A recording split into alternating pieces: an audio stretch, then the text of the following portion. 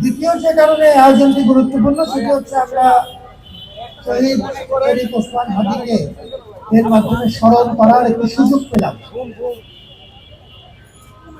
তিনি একটি আদর্শকে ধারণ করেছেন এবং তার চূড়ান্ত আত্মত্যাগের মাধ্যমে সেই আদর্শ উপস্থাপন করার চেষ্টা করেছেন। ন্যায়ের পক্ষে থাকা, আধিপত্যবাদের বিরুদ্ধে মুসলিমের পাশে দাঁড়ানো, এই আদর্শগুলোকে তিনি জীবন দিয়ে সমুন্নত করেন। পাঞ্জাবের জগতে একটি বিশ্বস্ত নাম শাবাব এথনিক ওয়্যার। তার স্মরণে এই আয়োজন যে কোনো বিবেচনায় একটি গুরুত্বপূর্ণ কাজ, একটি ভালো কাজ।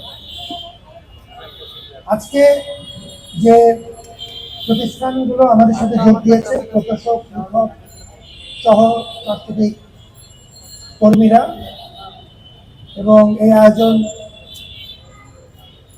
একাধিক দিন ধরে চলবে। আমরা সবাইকে আহ্বান জানাচ্ছি এই আয়োজনে অংশ নেবার জন্য, শরীক হওয়ার জন্য। এবং ঢাকা বিশ্ববিদ্যালয় তার নানা সীমাবদ্ধতার মধ্যে এই ধরনের আয়োজনে সবসময় আমরা সমাজের পাশে দাঁড়াবো। অনেকগুলো কাজ তারা করছেন, সব কাজ ভালো করছে, সব কাজ নিখুঁত করছে, সেটা আমরা একবারও বলি না। আমরা বলি তারা চেষ্টা করে যাচ্ছে। Intense 4 months for them. প্রচুর কর্মকাণ্ড তারা করেছেন। সমাজকে সাথে নিয়ে চলা খুব গুরুত্বপূর্ণ। আমরা মনে করি যে সমাজের সাথে একসাথে আমরা কাজ করবো, কিছু ভালো হবে, কিছু ভুল হবে, কিন্তু একসাথে থাকাটা, ঐক্য ধরে রাখাটা অত্যন্ত জরুরি। আমি আপনাদের সবার তরফ থেকে আয়োজকদেরকে আবার ধন্যবাদ জানাচ্ছি। আমাদের সাথে স্পন্সর হিসেবে যারা যোগ দিয়েছে তাদেরকে ধন্যবাদ জানাচ্ছি। এবং আমরা আমাদের শহীদ শরীফ ওসমান হাদি জন্য দোয়া জারি রাখছি।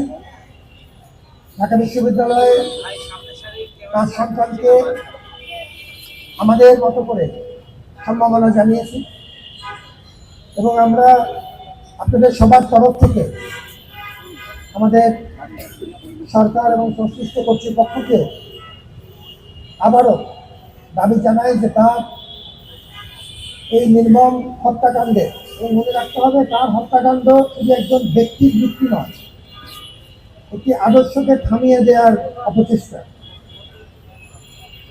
তার এই নির্মম হত্যাকাণ্ডে পূর্ণ ন্যায় বিচার যেন আমরা দ্রুততম সময়ে পাই, আমাদের সবার তরফ থেকে সে দাবি আমরা আবার পৌঁছে দিচ্ছি।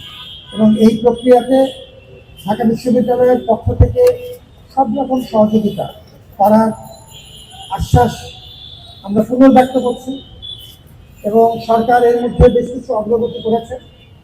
সেই ধারা অব্যাহত রেখে এর চূড়ান্ত ফল আমরা দ্রুততম সময়ে পেতে চাই, দেখতে চাই, এবং আমরা বিশ্ববিদ্যালয়ের তরফ থেকে সর্বোচ্চ সহযোগিতা এই প্রক্রিয়ায় করি।